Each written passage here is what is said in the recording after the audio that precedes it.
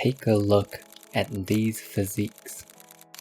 These are bodybuilders from the so-called Golden Era, responsible for popularizing the sport of bodybuilding and inspiring generations of gym goers to come. Fast forward and you will find that modern bodybuilders amass social media followings in the millions.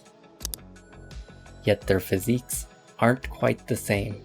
Today, we are going to talk about what makes these Golden Era physiques so appealing and how you can train to emulate these physiques for yourself. First and foremost, we must talk about the chest and arms.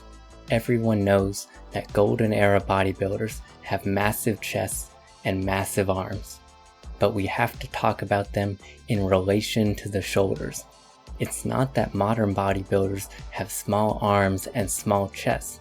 It's that their shoulders are so massive that they dwarf the rest of the upper body. Let's compare current classic physique Mr. Olympia, Ramon Dino, and Golden Era great Lou Ferrigno. Both of these guys are known for their arms. And as you can see, even Ramon Dino, who is known for having some of the best arms in the classic physique division, has the same cannonball delts you see on all these other guys, which distract you from the arms. Chris Bumstead, who dominated the classic physique division for years, has much worse arm genetics than Ramon Dino, and you can see this problem exacerbated. And don't even get me started on the open division bodybuilders. Meanwhile, take a look at all of these other Golden Era bodybuilders. Clearly, they still have well-developed shoulders, but the key is they are not overdeveloped to the point where they dwarf the chests and arms, which leads me to the next point.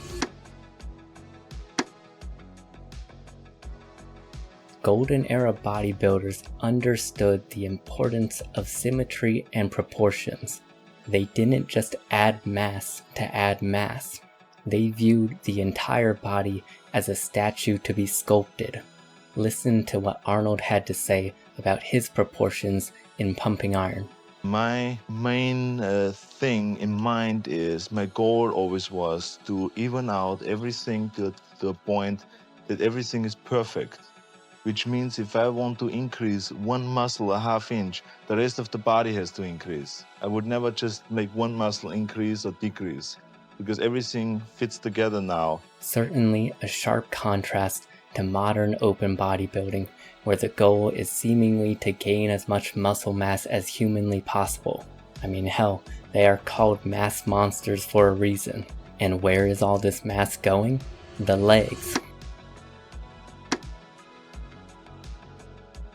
We already discussed overdeveloped shoulders, but perhaps the biggest difference between the physiques of the Golden Era and the modern era of bodybuilding are the legs. There is a massive difference in leg size between Golden Era bodybuilders and modern bodybuilders. Part of this is due to the overdeveloped adductors because of this X-frame standard, but also the legs of modern open class bodybuilders are simply just way bigger than Golden Era competitors. I mean, just look at the hamstrings on some of these guys. The standards are just different nowadays. In the Golden Era, it was understood that top-heavy physiques were more aesthetic. Why? Because smaller legs create the illusion of an even bigger upper body. Again, it's all about proportions and not distracting from the rest of the body. The legs weren't meant to be the focal point of Golden Era physiques. Just like how massive cannonball shoulders distract from the rest of the upper body, giant tree trunk legs do the same exact thing. For some reason, and people hate to say this nowadays, but an aesthetic male physique really should flow from the top down. This has been understood since the age of Greek statues, but on the internet and social media, people are so obsessed with one-upping each other and tearing each other down that anytime they see someone with relatively underdeveloped legs, they make fun of them. Look at this side profile picture of Arnold. If this were posted nowadays, all of the people on social media would flood the comment section making fun of him for having chicken legs. I like to tell people to build the physique that they actually want, not the one other people tell them to. So if you truly want big legs, go for it. But I know for a fact that most men would rather have a more impressive upper body. And that is reflected in the fact that so many people still point to the physiques of the golden era as their inspirations for bodybuilding. That said, there is one part of the lower body that golden era bodybuilders focused on much more heavily than their modern counterparts. And if you're like me, it's probably not what you're gonna want to hear. The calves. Is it because of my small calves? They're the hardest place to add mass! Cheer up, Millhouse. You got your whole life ahead of you. As Millhouse once said, the calves are the hardest place to add mass. Yet, they are crucial for symmetry. The golden era standard was a ratio of 1:1 between the calves and the arms. What about the back? Certainly, the backs of golden era bodybuilders weren't underdeveloped, but they also weren't overdeveloped to the freakish standards of modern bodybuilding. If we take a look at some of the front double bicep poses of golden era bodybuilders, you will find that wide, sweeping lats are important for creating that taper into the waist. You'll also notice that your eyes are still drawn to the arms over the lats. The lats don't act as a focal point, rather a visual aid to guide your eyes from the top of the physique, from the arms into the waist. If we look at current Mr. Olympia Derek Lunsford, you can see that his lats are absolutely massive and they completely take away from his arms. Another big difference between the golden era bodybuilders and modern bodybuilders is conditioning.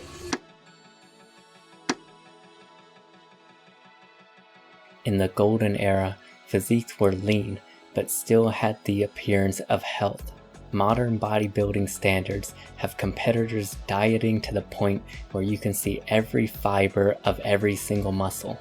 It is to the point where striated glutes are considered a sign of good conditioning. Even if the old school bodybuilders were also pumped full of steroids, they still had more of an appearance of health than their modern counterparts. This is part of what makes their physiques more appealing.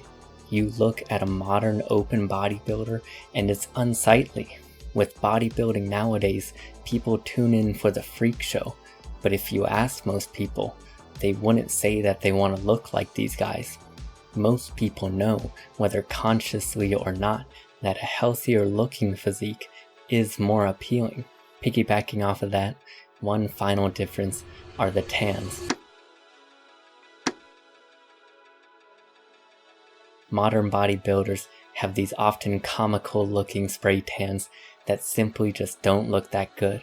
Compare that to the natural tans of golden era bodybuilders and you'll see a stark contrast. Okay, so we've covered what makes these golden era physiques so appealing. Now you probably want to know if it can be achieved naturally. And let's get this out of the way.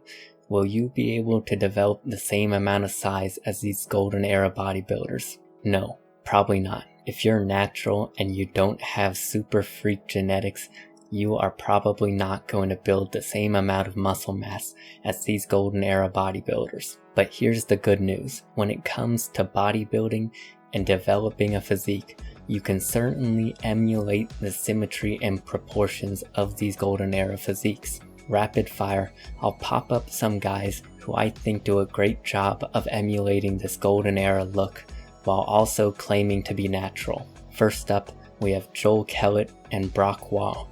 These two guys run a clothing company called More Than Muscle. In my opinion, they are two of the best at emulating this golden era look. Both of them are in their 30s with over a decade of training. This is Danilo Pintus. He is a 22-year-old natural bodybuilder who also is a small content creator on Instagram. I couldn't find anything about how long he's been lifting, but his oldest post on Instagram dates back to 2022 and he already has a good bit of muscle, so I'm gonna assume he's been lifting for at least 5 years. And of course, we have Joe Baena. This is Arnold's son, as you may know, and he has been training for 7+ years. Now, whether you believe any of these guys are natural is certainly up to you, but personally I think it is reasonable within the time frames of their lifting journeys. As far as myself, this is what I currently look like. Certainly a lot more room to grow, especially in the lower body. I've been training for roughly 6 years now, and I feel like I am just now hitting my stride. I would say really only the last 2 or 3 years have been completely locked in training, diet, and recovery. And considering I started from rock bottom, I'll take it. Proportionally, I think I'm doing a decent job, aside from the calves of course, which are definitely a weak point. But that's enough about me. What about you? What should you focus on if you want to mold your physique into the shape of a golden era bodybuilder? Well, if you paid attention during the video, you would know. But if you didn't, here's a list of muscles to prioritize. You are going to want to focus on the arms and the chest over the shoulders. You want to develop wide, sweeping lats, and to the best of your genetic limitations, try to grow your calves to be the same size as your arms. Additionally, I would say to prioritize the quads over the adductors and the hamstrings. And that will do it, guys. Let me know what you think in the comments below.